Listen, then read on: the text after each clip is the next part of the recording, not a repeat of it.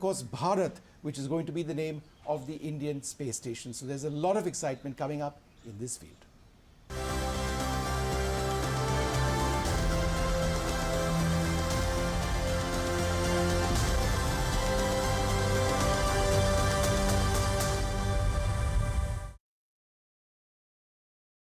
It feels good knowing that your future's in hand. Evlo can offer you a loan from £1,000 to £15,000, whether it's for home improvements, new appliances, a car, or for some of life's big moments.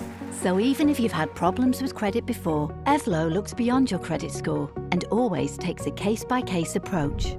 Visit evlo.co.uk to get your conditional decision in minutes. Evlo, your future in your hands.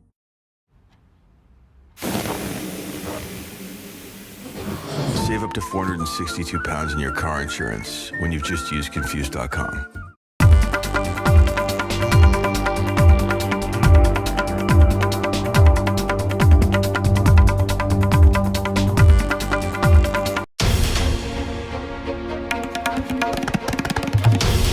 This is NDTV, and you're watching NDTV 24/7.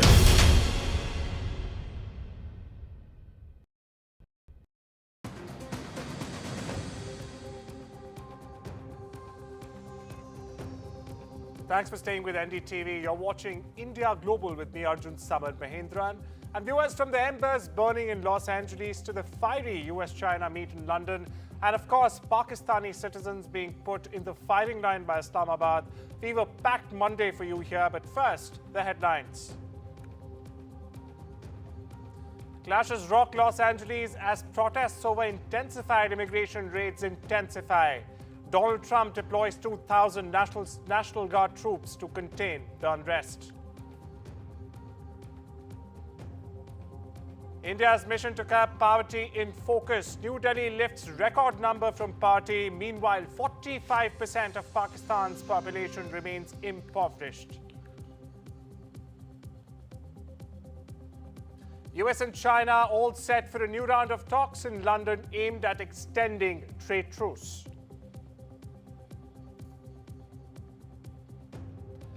Russia claims advancing into Ukraine's Dnipropetrovsk for the first time in 3 years. Meanwhile, Poland scrambles jets to secure its airspace amid escalation. An historic moment for India's space aspirations. Group Captain Subhanshu Shukla is set to soar to the ISS aboard SpaceX's Axiom 4 mission. This marks India's return to human spaceflight after 41 long years.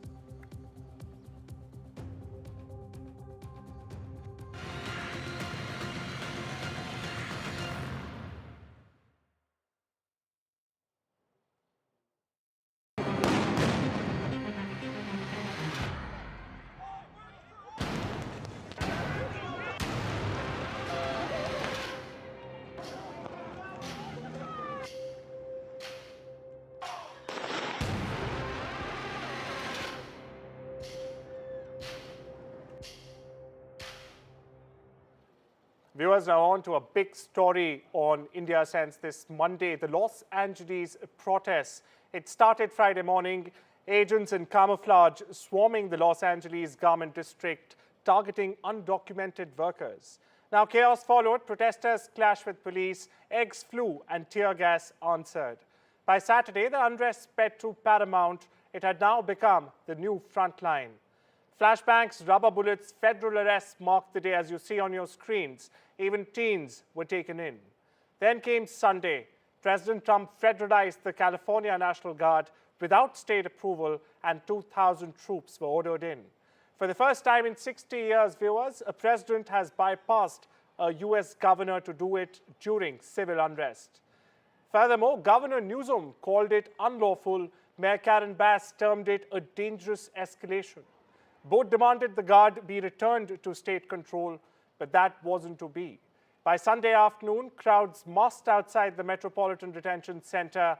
Tear gas filled the streets once again as protesters held their ground, showing no sign of stopping. The White House, meanwhile, called them violent mobs. President Trump said it's a rebellion and he may very well invoke the Insurrection Act, paving the way for full military deployment. A raid has snowballed into a constitutional standoff with federal force on local soil, viewers. Peaceful protests have been labelled insurrection, and caught in the middle are Angelenos demanding answers and dignity.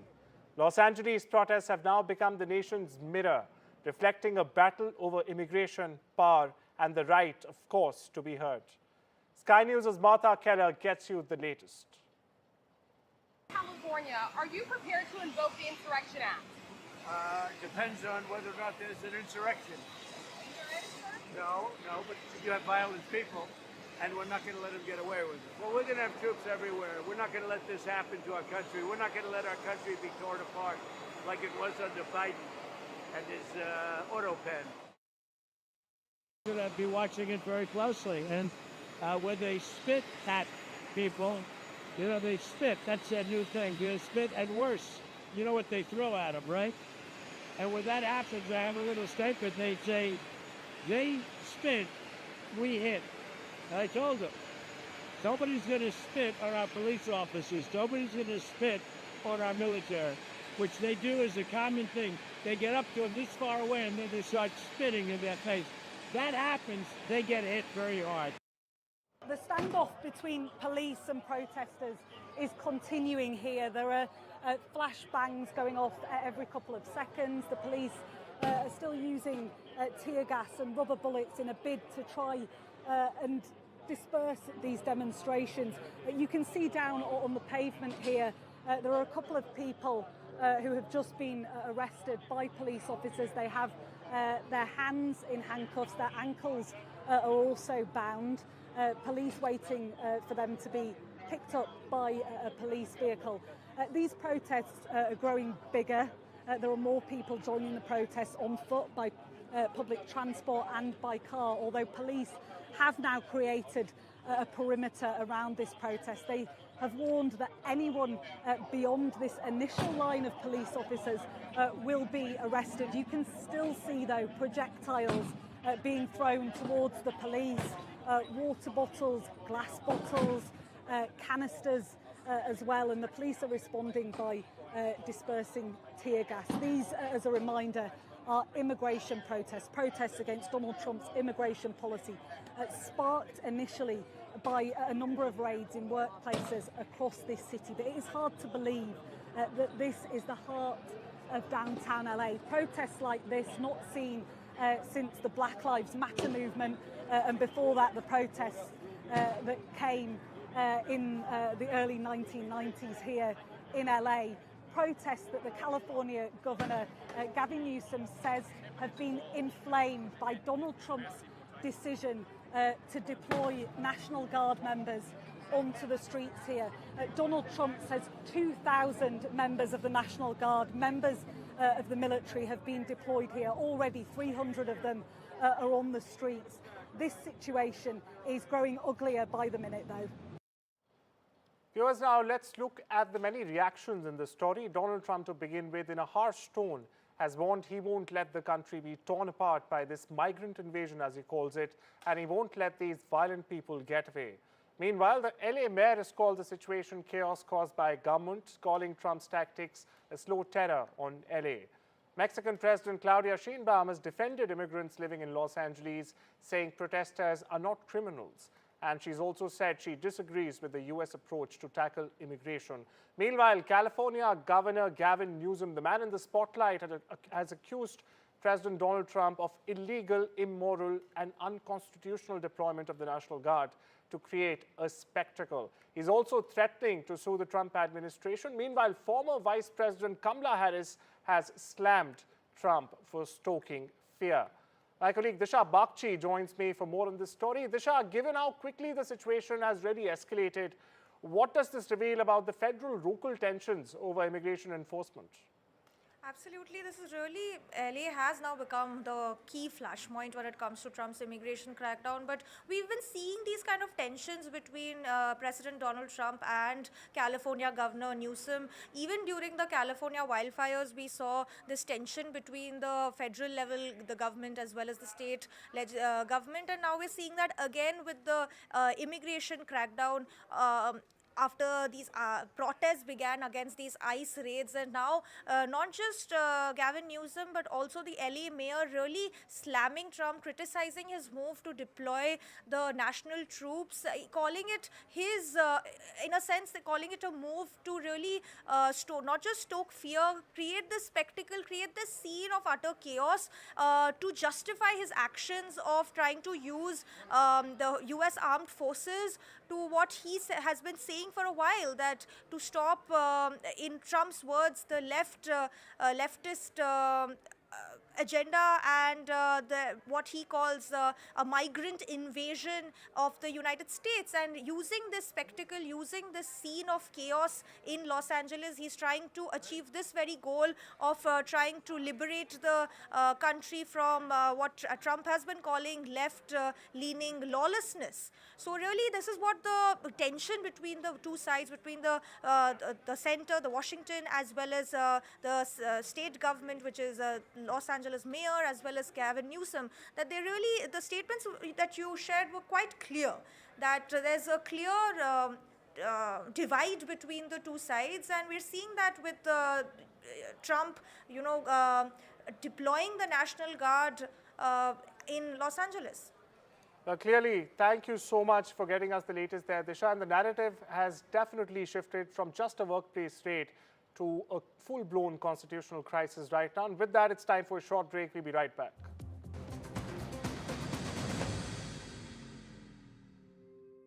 With 3, save £336 on the Samsung Galaxy S25 Ultra. And claim a Galaxy Tab A9 Plus worth £259 when you buy today. Search 3 or head in-store today. Life needs a big network. Oh, wasn't he lovely? That young man at Avanti Travel Insurance. Yeah, very. He was so reassuring. They covered all our medical conditions, you know. Oh, yeah. Your diabetes, my dodgy hip. And the rest. Even at your age, love. Oh. Love? Oh, great. Oh, love. Avanti Travel Insurance cover most pre-existing health conditions for all ages. That's travel reassurance. Call or go online. I knew I should have got the flamingo. Get that lucky cow feeling with luckycowbingo.com/bingo, the site that's bursting with beautiful bingo games. That's luckycowbingo.com/bingo. Wouldn't life be so much easier if you could control your blinds at the touch of a button? With Ultra Smart Blinds from Appeal, there's no chains, cords or wiring, because these stylish blinds are driven by a rechargeable power pack. New Ultra Smart Blinds from Appeal, the intelligent solution for home shading. Just because my kids are growing up and have little ones of their own doesn't mean family life slows down. I'm busier than ever. Now that I'm in my 60s, I want to make sure that my family has enough to cover my funeral costs and other expenses when I'm no longer around. That's why I decided to learn more about over 50s life insurance from Cover Today. Cover Today are the only over 50s life insurer with no waiting period, unlike other insurers who could make you wait up to 2 years. With Cover Today, you're fully covered from day one. And you're covered for the whole of your life, so you can just get on with things. Plus, unlike other things in life, the price never goes up. Their claims process is really straightforward, so your loved ones will be looked after. Learning more couldn't be simpler and can be done in just a few minutes. All you need is your phone. Go online or talk to their friendly UK team today. Cover Today are the only over 50s life insurer with no waiting period. Get covered in minutes with no annoying trips to the doctor. With fixed monthly payments, prices start at just £4.42 a month. Plus, you'll get your choice of a £125 gift card. And you'll also get access to free 24/7 GP advice and health services as part of your policy. So stop putting it off and get it done. Then you can get on with all the fun stuff in life. To get a free life insurance quote, call our friendly UK team on 0800 977 6947 or visit covertoday.co.uk.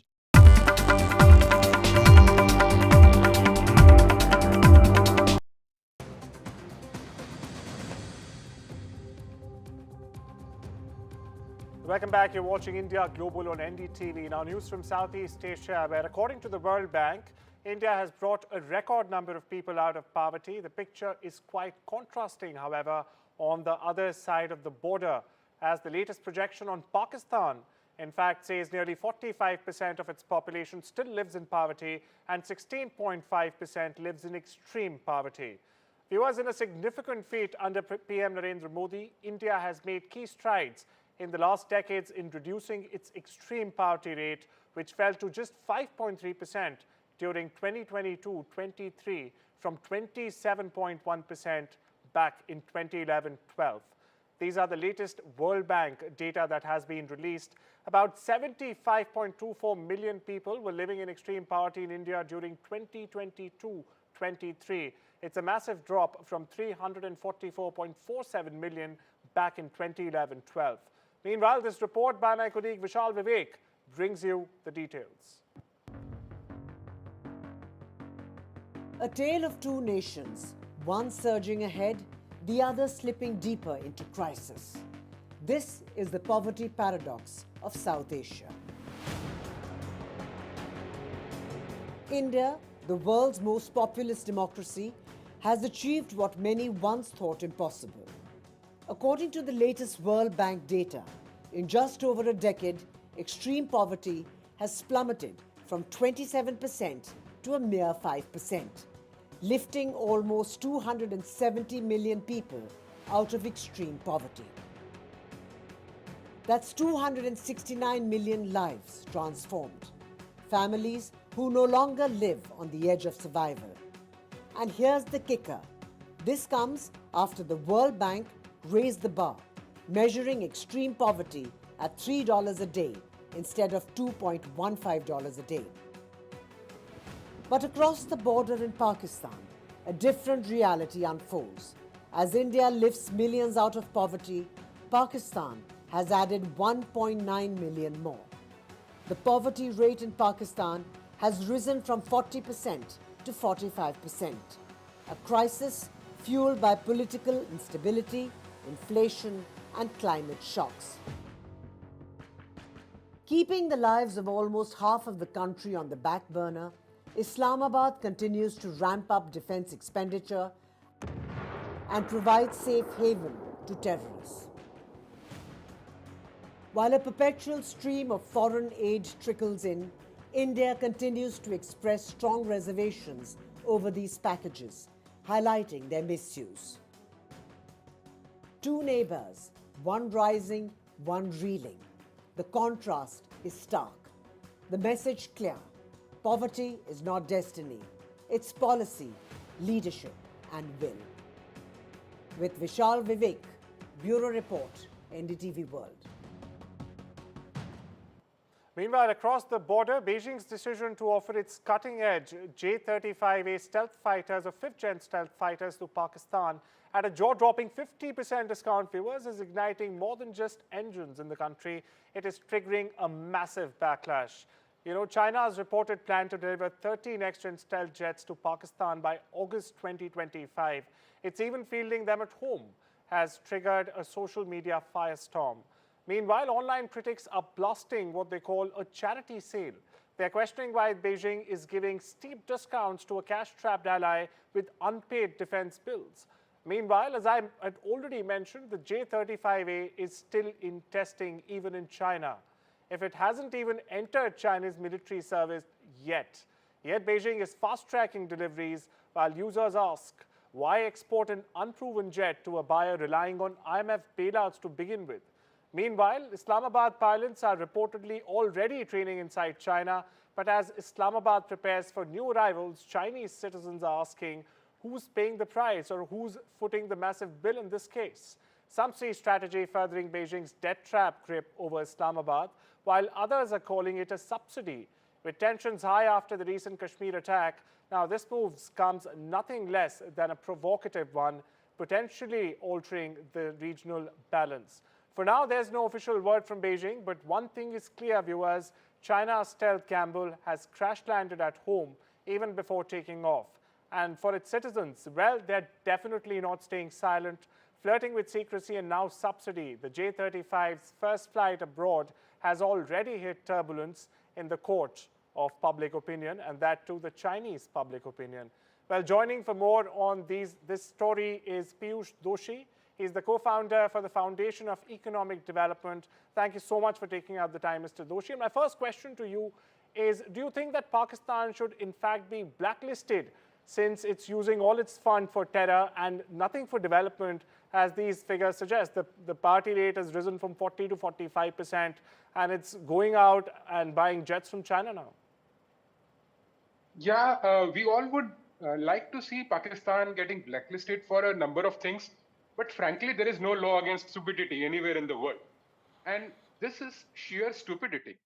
They are just harming themselves. The way I think about it, the way I look at it is, if I had 1 lakh rupee at home, I go out and buy a 50,000 rupee gold-plated lock just because it's available at a 50% discount, and basically just empty out my coffers. And then I put that big lock at my front door.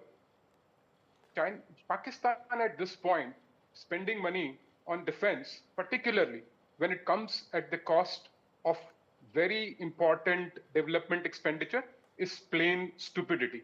So before the world, maybe the world will be doing them a favor by blacklisting them, by forcing them to start making some rational choices. But frankly, the choices they are making at this point just beg a belief.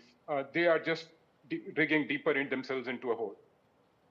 As a recent report underlines, with India lifting 269 million people out of extreme poverty, what's stopping Pakistan? Is it corruption, conflict, or just sheer neglect for the people? Pakistan needs to start drawing inspiration from India, as India needs to continue to draw inspiration from China and other neighbors towards its right. I think the foundation of a strong economy starts with a stable, domestic, secure environment. And frankly, that's where Pakistan's first problem is. It's a highly unstable country where there is democracy in namesake. There is no safety, no security.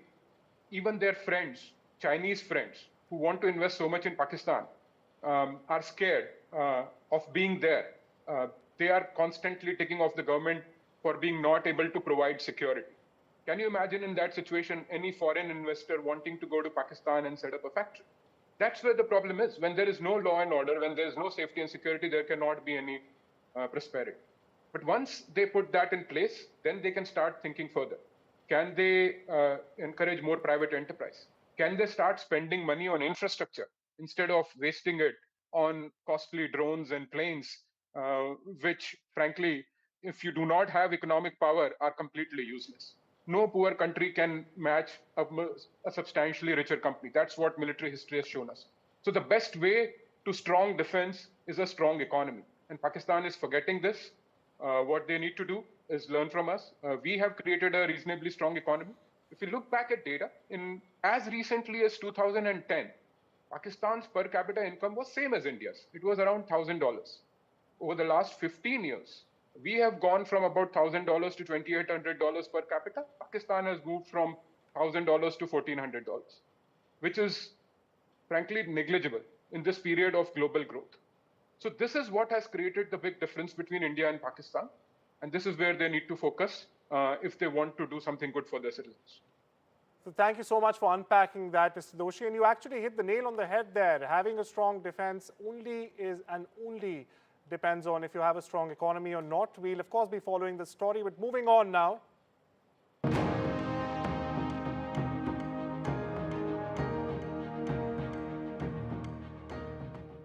On the 10th of June, viewers, Shubhanshu Shukla, the 39-year-old Air Force Group Captain, will be one of only 4 astronauts on the 2-week Indo-US Axiom Mission 4, or the AX-4 mission as it's being called. India is poised to make a historic return to space as Group Captain Shubhanshu Shukla, an Indian Air Force pilot nonetheless, and also an astronaut now, will take off as a part of the Axiom Space Force AX-4 mission. He, along with 3 other astronauts, will leave from the Kennedy Space Station in Florida on the 10th of June at 5:52 p.m. IST to the International Space Station that they will dock in 28 hours on the 11th of June. For his family back in Lucknow, it's a matter of both pride and anxiety, as it is for all of us here. His family is praying for a successful mission, as it will make him the 2nd Indian astronaut to pilot a space flight since Wing Commander Rakesh Sharma's 1984 mission. 3, 2, 1, 0.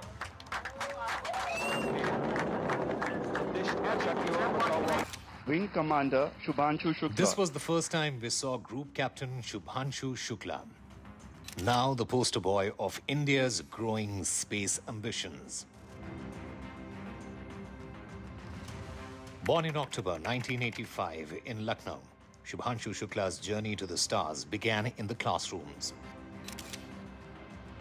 where he was inspired by the heroics of Indian soldiers during the Kargil War. Determined to serve his country, Shukla cleared the UPSC National Defence Academy examination and earned a Bachelor of Science in Computer Science from the National Defence Academy in 2004. Commissioned into the Indian Air Force's fighter stream in June 2006, Shukla quickly distinguished himself as a combat leader and test pilot.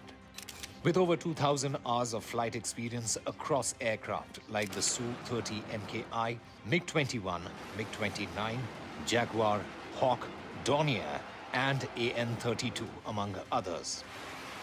In 2019, Shubhanshu was shortlisted by the Institute of Aerospace Medicine for ISRO's astronaut training group.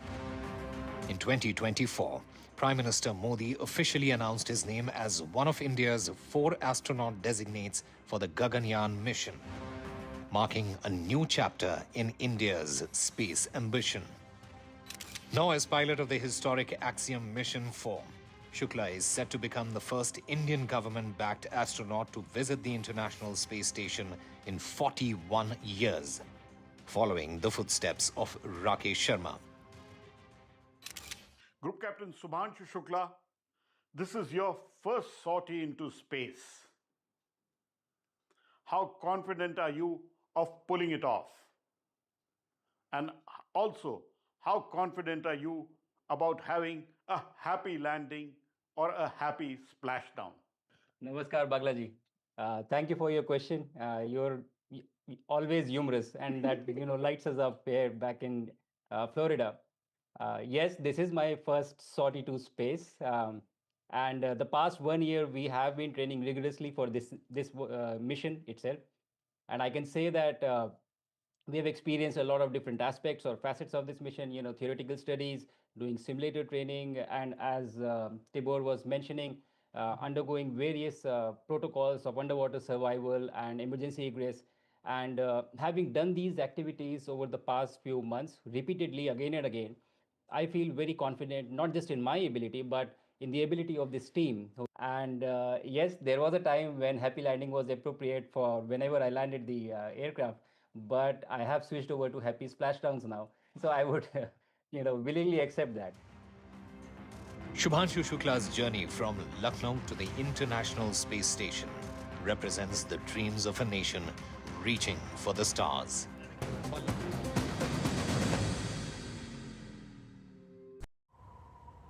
Gus could try to sell his car privately. Or get it sold today with We Buy Any Car. He could spend days on end trying to sell to a bunch of time wasters. Or sell at a flash and earn major dad points at the pool. Big fail or big splash? To get a quote in 30 seconds, enter your reg number now at WeBuyAnyCar.com. With 3, save £336 on the Samsung Galaxy S25 Ultra. And claim a Galaxy Tab A9 Plus worth £259 when you buy it today. Search 3 or head in-store today. Life needs a big network. Oh, wasn't he lovely? That young man at Avanti Travel Insurance. Yeah, very. He was so reassuring. They covered all our medical conditions, Oh, yeah. Your diabetes, My dodgy hip. And the rest. Even at your age, love. Love? Oh, great. Oh, love. Avanti Travel Insurance cover most pre-existing health conditions for all ages. That's travel reassurance. Call or go online. I knew I should have got the flamingo. I think that there's something that's always there that I just need to uncover. Like, I know I'm gonna get there, but I have to be patient with myself. That's probably the scary part for me. And it's okay, like, if you completely pivot and change.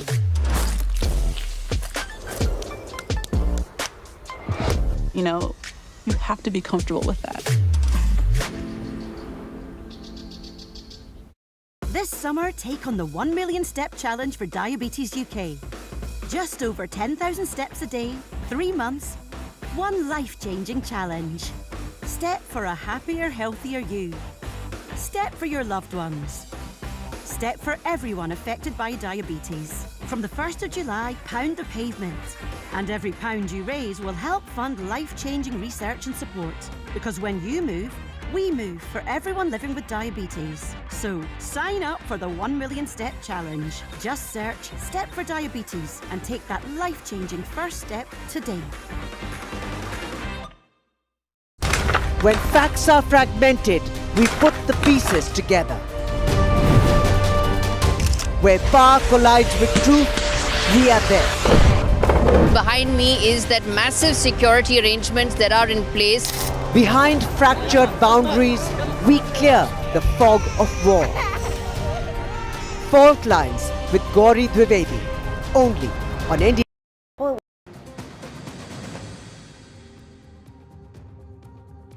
Welcome back. You're watching India Global on NDTV. And now we shift our focus to London, where, in fact, a new round of talks aimed at resolving the trade war between Washington and Beijing are set to, in fact, take place any moment now. A senior U.S. delegation, including Commerce Secretary Howard Lutnick, will meet Chinese representatives such as Vice President He Feng to resolve tensions between the world's two largest economies, which is, in fact, threatening global growth, as we have been seeing and tracking here at NDTV. Chinese exports of rare earths, which are crucial, in fact, for modern technology, as well as Beijing's access to U.S. products, including computer chips, are expected to be high up on the agenda. Only last month, viewers, Washington and Beijing agreed to a temporary truce over trade tariffs, but each country has since accused the other of breaching this deal that they reached. Now, the new round of negotiations follows a phone call between Donald Trump and China's Xi Jinping last week, which the U.S. president described as very good talk. In fact, to throw more light on this developing story, I got Peter Cardillo with me. He's the chief market economist at Spartan Capital Securities LLC, and he joins us straight from Washington, D.C. Thank you so much for being here, Mr. Cardillo. My first question to you, sir, what are the most significant unresolved issues between Washington and Beijing as they head to London? Well, I think, one of the big questions is, and I think this is where the focus is going to be, is on rare earth products. And so this probably will be the first step in getting some sort of an agreement between China and the United States. So this is good news. And I think that, for the sake of both countries, a trade deal is probably not that far off. And, if you look at some of the macro news that came out of China this morning, obviously we saw exports plunge over 34% out of China. And so I think it's imperative that both countries iron out their differences and reach to some sort of an agreement. Now, I don't expect that the United States will get all that it wants, and I don't expect that China will get all that it wants. So there'll be some sort of a compromise, and that would be, I think, quite favorable for the markets. You very interestingly mentioned rare earth exports, Mr. Cardio. If you could just break it down for our viewers, how much leverage does China actually control of rare earth exports, and what edge does it really give them in these negotiations? Yeah, they have the leverage because we need them, but they also made some concessions just the other day to the Westerners and on rare earths because they realize the necessity that they need them. Otherwise, it could spell big trouble for the world economies. And so I think for the U.S. anyway, that's going to be the beginning of a major focal point of a trade deal. But I think they'll probably wind up with some concessions. I wouldn't be a bit surprised to see within a day or two have some positive announcements on rare earth materials. From what you just said, Mr. Cardio, do you actually see a realistic path to a sustainable trade agreement in a couple of days, or will this just be or is likely to remain a cycle of temporary truces, like another truce? Well, let me clarify that. I'm saying I think they could get some agreement on rare earth products. That's the central point right now. A full agreement on trade, no, that's going to take time. But right now, it's a necessity that some sort of an agreement is reached on rare earth products, and I think that that's doable. China knows that we need them, and the United States knows that we need China to open up on that, and I think they will.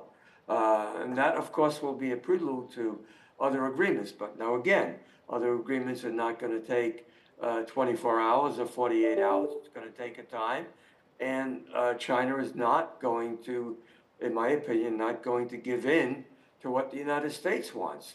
There'll be an agreement, a compromise for both countries that would make it seem as though both countries had a victory. A compromise which will make it seem as if both countries were victorious. Thank you so much for putting the development into perspective for our viewers here in India and around the world, Mr. Cardio. Moving on, a high-stakes diplomatic mission is also being planned at 10 Downing Street. Why do I say so? Well, UK Prime Minister Keir Starmer is headed to Canada for urgent security talks with counterpart Mark Carney. Now, this comes as tensions with the United States have hit a boiling point. Ottawa is reeling after Trump threatened to impose crippling tariffs and demanded Canada pay $61 billion for missile defense or become the 51st U.S. state, as he calls it. Now, the move has already triggered job losses and fears of looming economic collapse across Canada. Carney's warning of a catastrophic consequence were dismissed in Washington, however. Meanwhile, in a rare royal address, King Charles III also underscored Canada's sovereignty, calling these dangerous and uncertain times. Meanwhile, Starmer's controversial decision to host Trump in London also drew sharp criticism from Carney and Ottawa, who in fact called it a betrayal, a right-out betrayal amid American pressure. Now, with only days to go, Starmer's visit on the 14th of June could in fact mark a turning point or the deepening of a geopolitical crisis with echoes of an empire. And well, there is only one question now on everyone's mind. Will the UK stand with Canada or will it side with Washington and Trump? Shifting our focus to West Asia, where newly uncovered documents seized in Gaza and aired by Israeli channels allege years of covert coordination between Qatar and Hamas. Now, the discovery has cast a long shadow over regional diplomacy. According to these purported files, Qatari funds, once described by Hamas leaders as the group's main artery, were in fact discreetly funneled into Gaza with Doha's blessing. Israel now claims they were even used to fund military operations anti-Israel. One memo quotes Ismail Haniyeh, urging Sinwar to in fact dedicate Hamas's 2021 victory to Qatar's emir. Viewers, the documents also reveal Hamas's efforts, backed by Qatar in this case, to sabotage US peace plans, marginalize Egypt's mediation role, and also tighten alliances with Iran and Turkey. With Hamas leaders now dead and Israel investigation circling Netanyahu's inner circle, critics are asking, well, did Qatar bankroll a war in plain sight?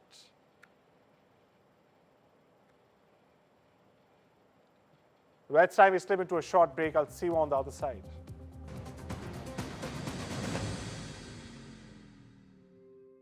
Panda Bingo is the home of brilliant bingo rooms, great games, and out-of-this-world offers. It's absolute pandemonium at pandabingo.com/bingo. At Vodafone, get the new Google Pixel 9a and save up to £924 when you trade in an eligible phone. Plus, experience the exclusive Circle to Search feature, available only on Android, helping you to search fast and find what you need without switching apps. Go online or in-store today. Ends 12th of June. Vodafone.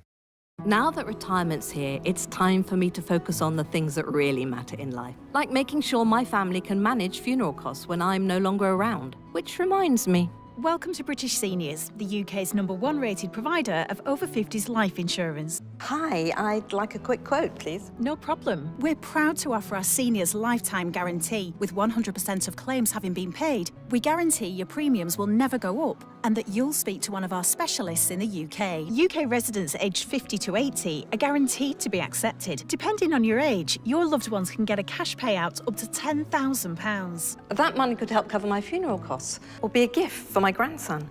I'll do it. Plus, when you sign up, you'll receive a £135 gift card and free 24/7 GP advice and health services. Be proud to protect your loved ones with British Seniors. To get a free life insurance quote today, call our UK team on 0800 881 5090 or visit britishseniors.co.uk. I bought cars on finance, so I've made my claim. If our lenders charge hidden commissions, then I've made my claim. I could be owed thousands. I've made my claim. I've made my claim. I've made my claim. I've made my claim. It's so quick and simple. You could be owed thousands in hidden commissions from vehicles bought on finance since 2007, even without the details. I've made my claim. Trust myclaimgroup.co.uk. Claims made simple. As a dad, I know life's unpredictable. It's all fun and games until it's not. You okay? I want my kids to always be looked after. That's why I'm not putting things off anymore and protecting the life we've built by calling Smart Insurance. Hi, how can I help? Hi, I'd like a quick quote, please. OK, you can choose a benefit amount up to £750,000 depending on your age. Brilliant. If you're a UK resident aged 18 to 64, you can apply with just a few health and lifestyle questions. For £250,000 of cover, the price starts at just £14.77 a month. That's less than I thought, and could help my wife pay off the mortgage. With our Smart Family Guarantee, you'll have peace of mind. That's good to know.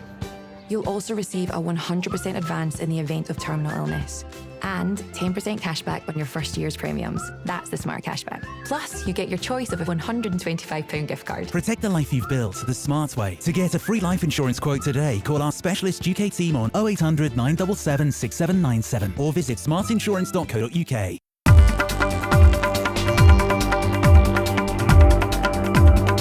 Behind the camera. Welcome back. You're watching India Global on NDTV. Now shifting our focus to the Russia-Ukraine war, in which Russia has launched a large-scale aerial assault on Ukraine early Monday, viewers. It targeted multiple regions with waves of missiles and around 479 drones in one of the most extensive attacks in recent weeks. On the other side of the aisle, Ukrainian officials reported strikes across several cities and even claimed to intercept 460 Russian drones. However, the full extent of damage and casualties is still being assessed. The attack, which occurred in the early hours, triggered widespread air raid alerts and also forced thousands of civilians into shelters once again. The scale and intensity of the barrage underscore the continued volatility of the conflict, which has stretched into its third year now. For millions of Ukrainians, the air raids have become a grim and recurring threat. In response to the proximity of the attacks, Ukraine's western neighbor and a NATO member, Poland, also raised its military readiness. In fact, Polish fighter jets were scrambled and air defense systems activated as a precaution. The operational command of Poland's armed forces confirmed that all necessary procedures were in fact carried out to secure the Polish airspace. Poland's swift reaction reflects ongoing regional tensions and also highlights its role as a key NATO buffer along the alliance's eastern flank. However, the main focus Monday remained on the escalating aerial campaign against Ukraine. The attack, viewers, marks another chapter in Russia's sustained use of long-range strikes aimed at pressurizing Ukrainian defenses and infrastructure. This, even as international support for Kiev continues. Well, joining me for more on this story is Alison Fedirka, the Director of Analyses at the Geopolitical Futures, straight from Washington, D.C. Alison, my first question to you, what strategic objectives might Russia be pursuing with this latest wave of missiles and drone strikes on Ukraine? So Russia's objective right here is still related to those peace talks that failed a week ago. What they are trying to show are a couple of things. First, the area that they are attacking is not ones that they have annexed or claimed in the past. This sends the message to Ukraine that if you do not accept our terms for a peace process now, we do intend to take more territory, and in fact, more territory that is not included potentially in the terms that we are seeking right now. So that is a major threat to Ukraine. It would take a long time for Russia to execute that, but that's one of the messages. The other message with the drones is related to a U.S. decision to pull back some of the materials needed for their drone defense operations. And that is a reminder to Ukraine that the U.S. has an interest in this war ending as well and wants to pull back some of its support under the current administration that Ukraine previously experienced under the Biden administration. So militarily, the ground situation hasn't changed dramatically. There's been a few advancements of a few hundred meters, but the message to Ukraine is very clear, and it is in response to both the drone attack inside Russia last week as well as the failed peace talks. Well, Alison, Russia, as we all know, Russia already has control of 5 Ukrainian territories, and they've, in the latest, they've claimed to be attacking Dnipropetrovsk. Now, could this renewed intensity in Russian air attacks signal a shift in their broader war strategy? So right now, I think the strategy remains fairly consistent with what it has been before. Russia has made several comments in the past that it wants to acquire Ukraine land all the way up to the Dnieper River, and its current ground advancements would be up to that point. And the drone attacks, especially those against infrastructure and critical sites for the Ukrainian war effort, again, speak to the idea of debilitating the Ukrainian armed forces such that they can no longer continue fighting. I think in an ideal world, Russia would love to have all of Ukraine because historically that's been its largest ambition. But under the current global context and knowing what the Western reaction would be should Russia try to make such an attempt, let alone whether it's capable of doing that, is a different story. So right now, I think the big scale ambitions are fairly similar to where they were at the start of the conflict, with the most ambitious part being up to the Dnieper River, should they ever get that far. Escalations are very much similar as they were earlier, says Alison. My last question to you, Alison. Now, we saw Poland scrambling fighter jets earlier this morning. Now, what are the risks of escalation if one of these strikes, one of the Russian strikes, actually accidentally crosses into NATO territory, let's say Poland?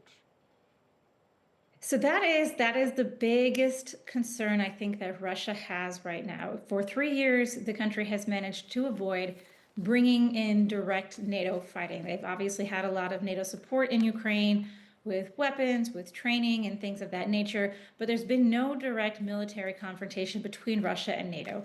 NATO desperately wants to avoid that. Russia desperately wants to avoid that because the balance of power of NATO against Russia is heavily in NATO's favor.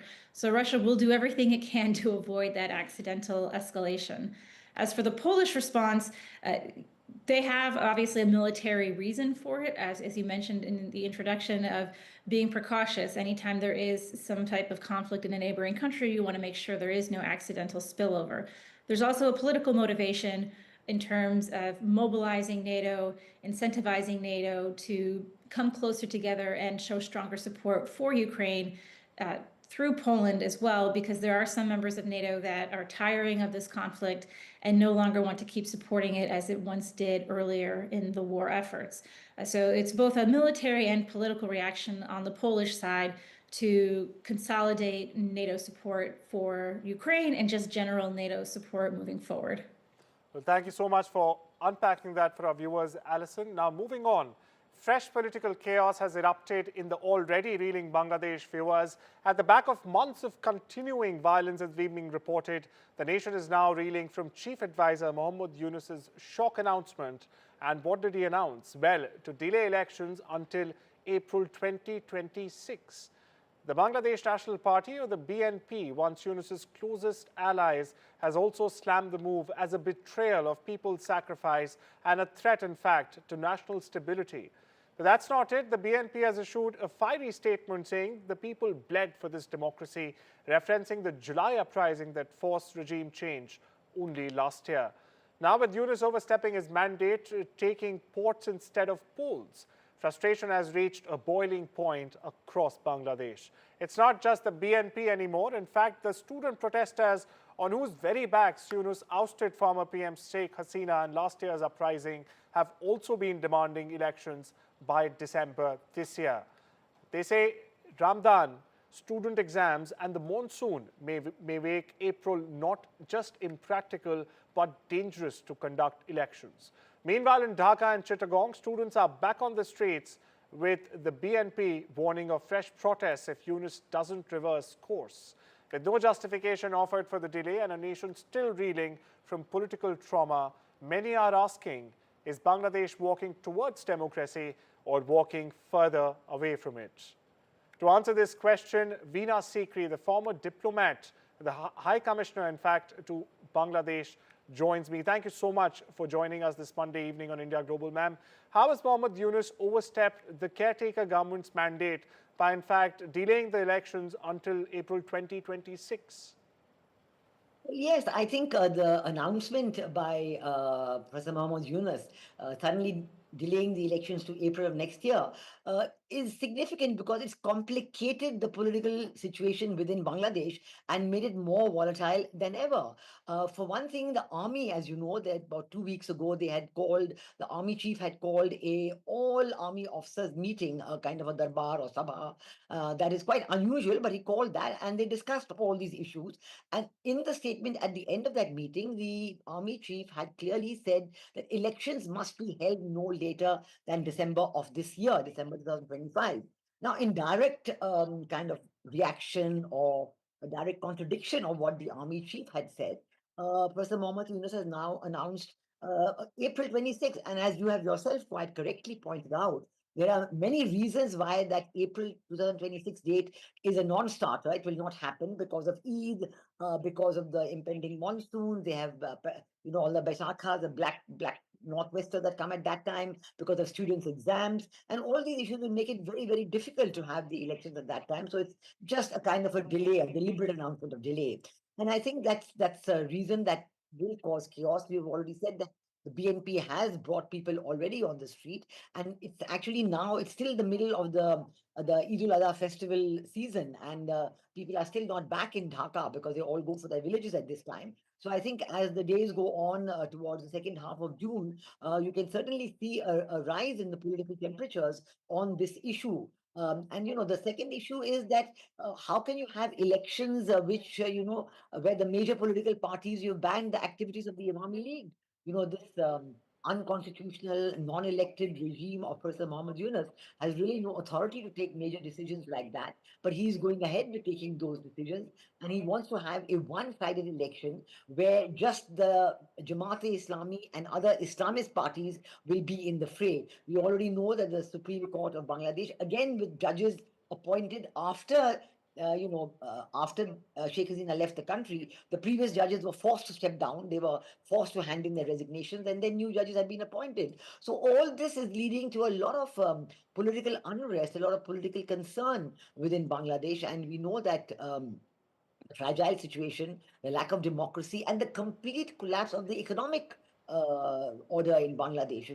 Factories have closed down. Professor Mohammed Yunus has taken so many decisions to delay the trade with India, to ban the land trade, to say that it comes by sea and so on, that the goods which was important inputs into the domestic production in Bangladesh and then going for the exports, like the ready-made garments. So the cotton and the cotton yarn and the man-made fiber, which used to come from India in huge amounts, has now been completely delayed. The efforts to import this from other countries has not succeeded because the prices are higher and the time of transportation is much higher. So factories are closing down. People are out of jobs. And inflation is very high because daily use necessities coming from India are now getting delayed. So there's a great expectation and even an announcement that the rate of growth will halve to less than 3% from the 6% plus that used to take place every year under Prime Minister Sheikh Hasina. Absolutely, absolutely, Ms. Sekri. As we also pointed out, he's selling polls. He's selling ports and not conducting elections. And well, with that, it's a wrap in this Monday edition of India Global. Take care and have a wonderful day.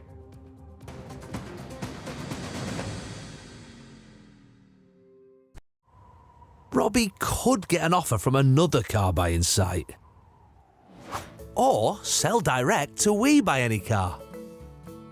The dealer could come to his home, then decide not to buy it. Or he could save time with a guaranteed sale and get back to his cupcakes. Proper rubbish or proper tasty.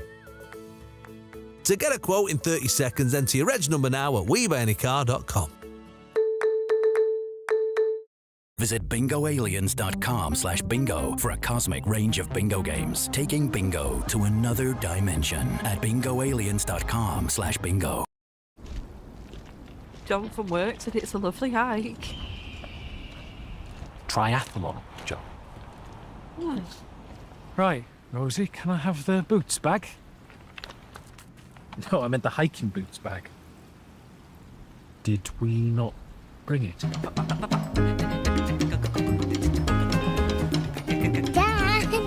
Such a shame. Such a shame. With thousands of lower prices of boots, that's your summer sorted. Vista Health means fast access to scans. Vista Health means rapid results. Vista Health means convenient locations. Vista Health means affordable pricing. At Vista Health, we know what your health means to you, and that's why we provide fast access to MRI, ultrasound, echocardiogram and other health scans, without the need for a referral or medical insurance. Get the answers you need. Book your scan today at vistahealth.co.uk. Looks like the spray tan guy will just come straight to your house. But how's it going with the chairman? Good shot, Sir Rupert. Big news, he's confirmed profits are up again. You know, Nationwide have shared their profits with over 4 million of their members. We can't compete with that. But shouldn't we try and do something similar? Shareholders are the beating heart of this bank. Wedge me. What's the matter? Lost your balls? This year, we're giving £100 to every eligible member through our fairer share payment. Nationwide, a good way to bank.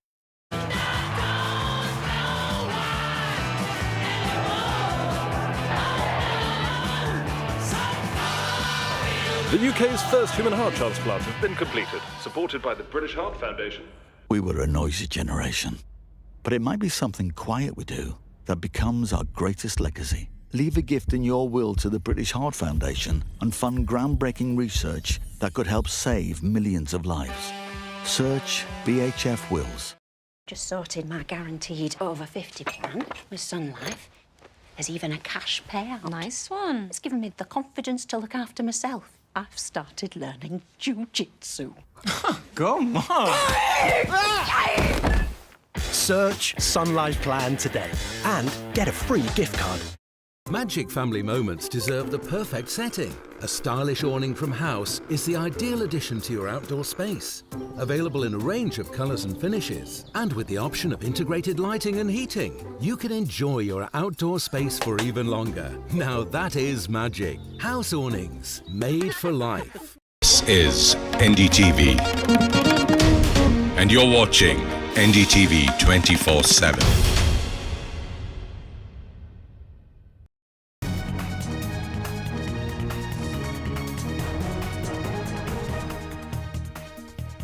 A very good evening and a warm welcome to all our viewers. Thanks for tuning into NDTV. I'm Deepak Bopana. This is the Southern View. In today's show, of course, we talk about the Bengaluru stampede. The blame game continues. The hearing is on in the court even as the cops continue to investigate the case. Before we talk about anything more, first let's take a look at the top headlines for today. Meghalaya honeymoon case cracked. Police say Sonam and her lover allegedly hired hitmen. Meanwhile, the Meghalaya cops have reached Ghazipur to take custody of Sonam. And in the Bengaluru stampede case, the blame game plays out in court. Temporary relief for the Royal Challengers Bengaluru and DNA. The High Court says no fresh arrests until the next hearing.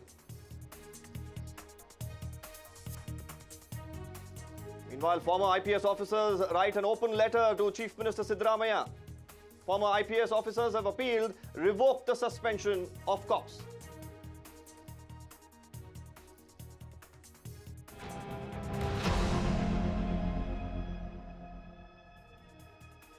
So viewers, we are going to talk about the entire process that started after the stampede. An investigation began by the Cubbon Park police. Then the government said, well, it's going to be the CID that will take over. There was a magisterial inquiry and so much more. But everything that has happened after that has been in court. In the latest development here, there has been some temporary relief that has come the way of RCB and DNA. The hearing just got over a little while ago. This is a breaking update that we are bringing to you on our show here. No fresh arrests until the court has actually heard this matter. So that's the latest development as we look at the case unfold in the Karnataka High Court. Some relief coming the way. 4 people are arrested, mind you. Now, they continue to remain in custody. The Royal Challengers Bengaluru on Monday approached the Karnataka High Court seeking to quash the criminal case registered against them in connection with a stampede at the M. Chinnaswamy Stadium. This was on the 4th of June. Now, this left 11 people dead. Several others were injured. The FIR, of course, that was filed under charges of culpable homicide not amounting to murder and criminal negligence was registered following a tragic overcrowding incident during a public event that was held to celebrate RCB's maiden IPL title win. Now, the event organizer, DNA, and also RCB had filed separate petitions challenging the FIR against them, and they've also sought the quashing of these FIRs. Karnataka High Court will be hearing RCB and DNA's pleas challenging the criminal cases against them on the 10th of June. Meanwhile, a group of retired senior police officers have urged the Karnataka Chief Minister to revoke the suspension that was made on several IPS officers and other officials at the Cubbon Park police station. Now, we should also note here that while the temporary relief, of course, has come the way of the Royal Challengers and even the DNA entertainment or officials at it, those who are arrested will continue to remain in custody. There's no relief for them. Now, the entire blame game, of course, like we were mentioning, is about who's responsible for it. While Mr. Siddaramaiah has said that it was the cops that were responsible, there was dereliction of duty, and that's why he has suspended it. Now, former top cops have written to him saying, revoke the suspension, it was wrong. First, let's listen to what Mr. Siddaramaiah said as to why he suspended the police officers.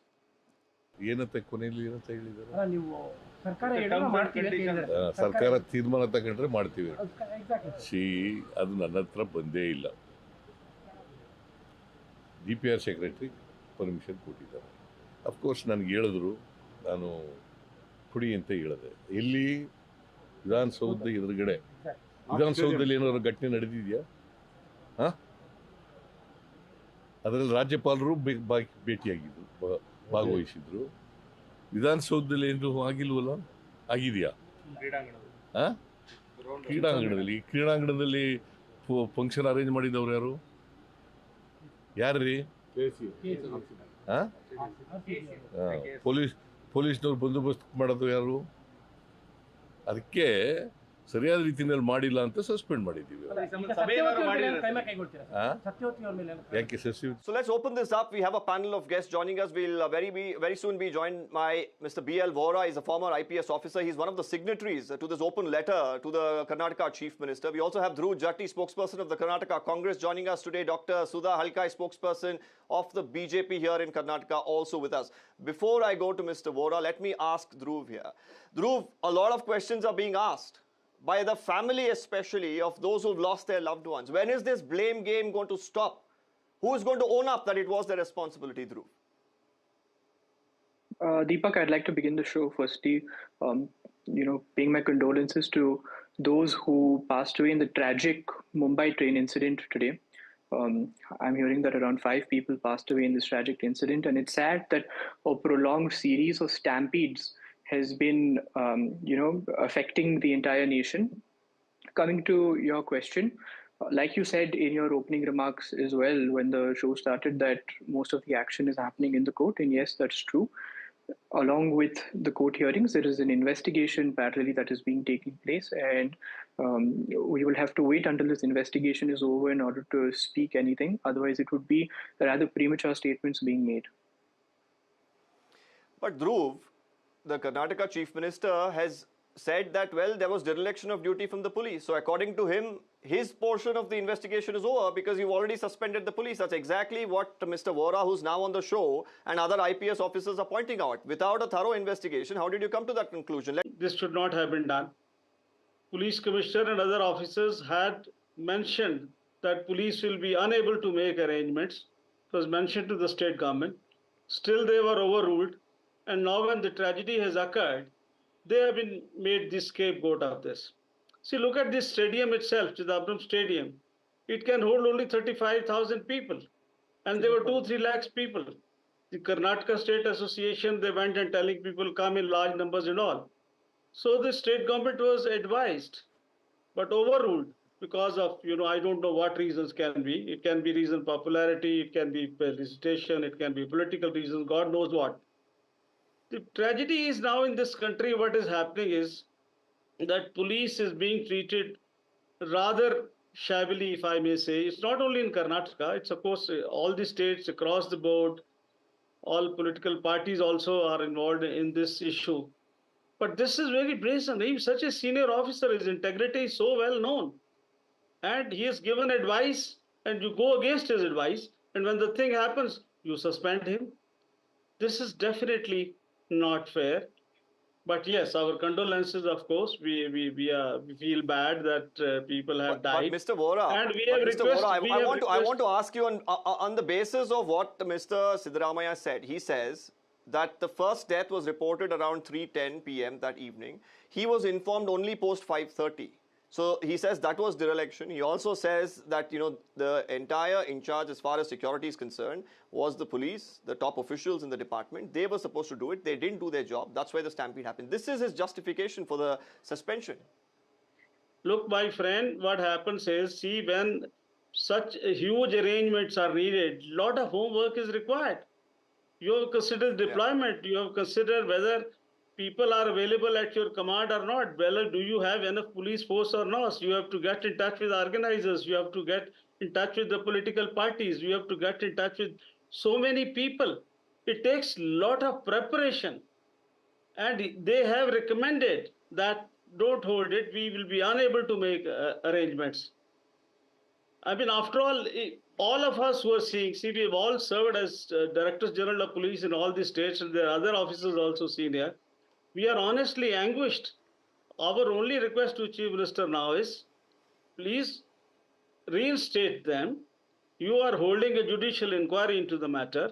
Let it come out. And if they are at fault, do take action against them. But you can't have it both. I'll take that across to the Congress spokesperson here, Mr. Vora. Dhruv, I think you heard him loud and clear. There is a one-man commission that you've appointed. Earlier, you had appointed a magisterial inquiry. When all of this is pending, why, in a haste, did you suspend officers?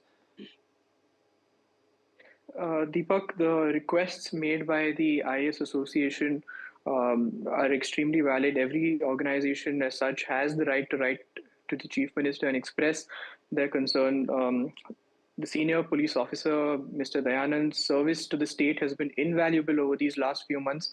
That cannot be contested by anybody. The fact that an investigation is going on... Then why put an end to it so unceremoniously, Dhruv? That's the question that former IPS officers are asking, citizens are asking. I, in fact, spoke to the father of one of the victims. He is asking. He's saying that it was the police that carried his son to the hospital. His only chance, if he had survived, were the police. They were doing their job. This is coming from the family of the victims. Then if you're saying his service was invaluable, then why remove him so unceremoniously is the question that many of them are asking. Deepak, questions are extremely valid and there's no grounds on denying any of them, but there is an inquiry taking place at this point of time, and making sure that the inquiry is not influenced by anybody who is in power is equally as important. So therefore, for a free and fair investigation, it's important that it must be carried out in a certain way and it must be proceeded in a certain way. Keeping that in mind, and also the CM statements. Chief Minister resign for a fair investigation. Hold on, Sudha. Let him complete. Let him have his say. No, we'll come to you next. Let him complete. Let me. No, Ms. Sudha Murthy, since you're so fond of investigations and resignations, please tell me: did the Gujarat CM resign when the Morbi bridge collapsed? More than 100. Let's not once again deviate. Dhruv, I interrupted. More than 170 Dr. people died. There. I said you can complete what you're saying. Let's not deviate from the issue. Yeah, Deepak, I reiterate my stance to what I said, that for a free and fair investigation, there's a process that must be followed. And the Congress party appreciates and acknowledges the service of, Dayanandji, and it's well acknowledged across the state, across all sections of society. Okay, Dhruv, while you're saying this, but the Chief Minister, of course, had a complete different say. He has made it amply clear that it was dereliction of duty. They didn't really inform him. They didn't brief him. Those are the reasons for, them suspending him. You're also saying that there's a need for an impartial inquiry here. And if the inquiry, of course, is going to go on, that's when you probably come to a conclusion if there is dereliction here.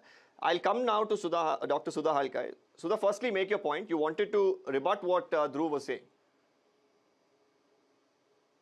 Deepak, I just wanted to know, for a fair investigation, why shouldn't the CM and the Deputy CM resign from their post? If they are found not guilty, let them come back to their post. Why is it not done? Only the officials. Why didn't they resign in Gujarat? Why didn't they resign in Mumbai? Stampedes only happen in Karnataka when Congress government is there. You will not ask for resignations where BJP governments are there. What is this hypocrisy? In spite of the DCPs, please don't play politics over lives lost. No, BJP is playing politics over lives lost, and this is disgusting. So if you are not political. It is all the editorials. So it is the parents and children did not lose their lives in Gujarat. They did not lose their lives in Mumbai. Did you ask? Okay, did you ask for the Dhruv, let her complete. Dhruv Jatni, let her complete. Let her complete. You can rebut after that. Let's not talk over each other. Let's have a sane debate. Deepak, let us go back to the history and see what is the track record of Mr. Siddaramaiah whenever it comes to investigations. Take it Lokayukta, he has slashed all the cases and he had completely closed the Lokayukta. When it came to the Muda, then he put the blame game on the officers. It's the same thing. Take it any issue when there is any investigation on Mr. Siddaramaiah, he sees to that he gets a clean sheet by putting the blame game. He is very known. He is master of the escape routes when it comes to his investigation. This is first point. Second thing is what Mr. Siddaramaiah has told. It is not near the Vidhan Sauda and it is during near the stadium. The stampede has taken place.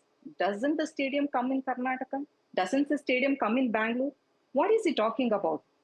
He has denied the DCP's advice that the celebration should not go on. If at all they are going to do it, it is on the terms and conditions, which were not followed. And what the DNA... Okay, Dr. Halkai, I want to interrupt you and I want to add here. You yourself are saying that the DCP here advised the government against holding this celebration. Am I right? Did I hear that right? Yes. Yes. Now, why did the BJP then put out social media posts that day questioning, while initially, there were reports that the parade or the victory march was going to be cancelled. It was the BJP that started to question why people in Bengaluru are not being allowed to celebrate. You questioned the Home Minister. You questioned the same police. Now you're backing the same police who advised against this ceremony or advised against the parade. So you can't have that duplicity here, Dr. Halkai. You'll have to answer why you asked for a parade in the first place as well when the police were advising against it. Okay, I'll come back to you. Deepak, in the past 2 years, the law and order has completely collapsed. First and foremost, the policemen are not safe in Karnataka. The police stations are being attacked. Okay, this is third or fourth time the police stations are being attacked. The law and order has completely collapsed in Karnataka. Why did the CM post it on the Twitter that come for the celebrations to the people? Why did the Deputy CM call for the people come for the celebration? Why was the preparations you have to answer my not question made? as well, Dr. Halka. You have to answer my question. You have to answer why the BJP questioned the police's decision not to have a parade. If you are today going to defend the police, why weren't you defending the police on the day they cancelled the parade? See, I'll tell you, the open parade would have made people, all the people would have seen them. That is what this thing. Second thing is, they have closed maximum gates in the Chinnaswamy Stadium, only 3 gates were open. And the DNA has told that 580 of their personal security people were deployed and no sufficient police people were deployed near the Chinnaswamy Stadium. Only near the Vidhan Sabha, maximum police were deployed. Okay, it is the duty, the custodian of the Constitution, Mr. Siddaramaiah, to take care that when they knew there was so much of huge celebrations gathering going on the previous night in all the streets, then didn't they know? The police officials had already told. It is common sense, Deepak, and let me tell you very clearly, I being a mother, I being a doctor, I am not doing any blame game over here. It is a very sensitive matter. That absolute ignorance was... I have just about a minute left, so I'm going to quickly allow Dhruv to respond as well. Dhruv, go ahead. That which they are not accepting it. No, Dr. I want you to conclude with what's the assurance to the family members of the victims as well, because I'm just going to have the father of one of the victims speak to us in a short while from now, because I want that assurance as well before I go to him. Dhruv. Understood, Deepak. So being an RCB fan myself, the situation was extremely difficult to understand and to take in on the whole. And what's important now is to make sure that justice for these victims are brought. That is the primary focus of the government in Karnataka, and the Congress stands with this stance very strongly. We are going to make sure that the investigation is going to be out soon and be with the families that have been affected. We are also hoping that, as the court proceedings continue, tomorrow 10:30 again is the other hearing, we are watching it very closely and we are praying strongly with these families and also with the 5 lives lost in Mumbai today. Right, Dhruv.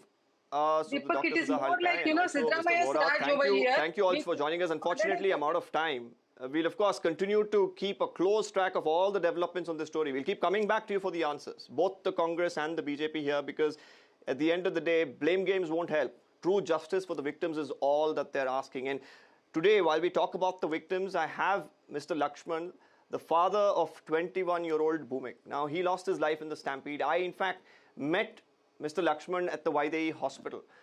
He was in tears. All that he was hoping was, all the formalities to be completed at the hospital and, so that he could just go back home with the mortal remains of his son. After the final rites, videos of him at the grave of his son have also gone viral. He has questioned the compensation. He has questioned the suspension of the police officers. And he says that there was no need for anyone to hold that event on the day when the police advised against it. Let's listen to this conversation.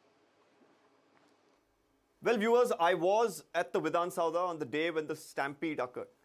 Now, a moment of joy turned into a moment of tragedy, and one can only fathom what the families of the victims went through. Now, while I was at the Vaidehi hospital that evening, I met Mr. D.H. Lakshman, the father of Bhumik who had lost his life in the stampede at the Chinnaswamy. He's joining us today. The pictures of him speaking about how the government didn't do enough to ensure security of those who had gathered there, didn't do enough to protect his child, and also the pictures of him rolling on the grave of his son has moved the entire country and raised the question, has the government, has the police really done enough in this case? And true justice, is it really far away? Mr. Lakshman, thank you for joining us today here on NDTV. I just want to ask you, you have been pointing out several issues over the last, few days about how this event transpired, how security was not in place, and how your son who has lost his life cannot be brought back. Tell us today, do you think that justice has been done? There have been suspensions, there have been arrests, FIRs, investigations. Do you think but true justice has been done, Mr. Lakshman? Sir actually इधर से college के लिए गया था सुबह okay उन्होंने college के बाद कॉलेज वो 11 बजे के उसको ख़त्म हो गया था बाद में वो फ्रेंड्स लोग मिला के सीधा उधर बात करके स्टेडियम गया था वो जाने के पहले उसका माँ के लिए फ़ोन करके बोला है वो माँ मैं स्टेडियम अभी तक नहीं देखा, उधर जाके देख के आ रहा हूँ करके बोल के गया था। बाद में उसी को मैंने बीबी ने उसको बताने के टाइम उसी का लाइन कट हो गया था, बाद में उसी को लाइन ही नहीं मिला था, उसीलिए उसको उधर से ऐसे ही गया था। बाद में उसको फ़ोन ट्राई किया तो फ़ोन नहीं मिल रहा था। आपको पता है उस दिन सेलिब्रेशन वो वो आईपीएल मैच के रात में कितना बजे हो गया था, 11 बजे तक हो गया था। उसने कितना क्राउड उसके पीछे था, उधर कितना गैदर ही था, उसको सभी उसको पता था। वो गवर्नमेंट के लिए उसको सभी पता है कि रात में कितना वो सेलिब्रेशन कितना था, कितना बजे तक हो गया था, इधर ट्रैफिक का रूल्स कैसे था, वो सभी उसको पता था। वो ज़रूर नहीं था उधर प्रोग्राम रखने के लिए, उसी दिन प्रोग्राम रखने के लिए वो सब ज़रूर नहीं था। ओके ज़रूर नहीं था उसके लिए, वो तो बाद में भी उसको वो प्रोग्राम किया था, प्रोग्राम ऑर्गेनाइज किया था। उसके बाद उसको वो उधर ठीक से वो सिक्योरिटी ठीक से नहीं, सिक्योरिटी नहीं था उधर, एक एम्बुलेंस का फैसिलिटी भी नहीं था, इसीलिए वो ऐसा ट्रेजेडी हो गया था।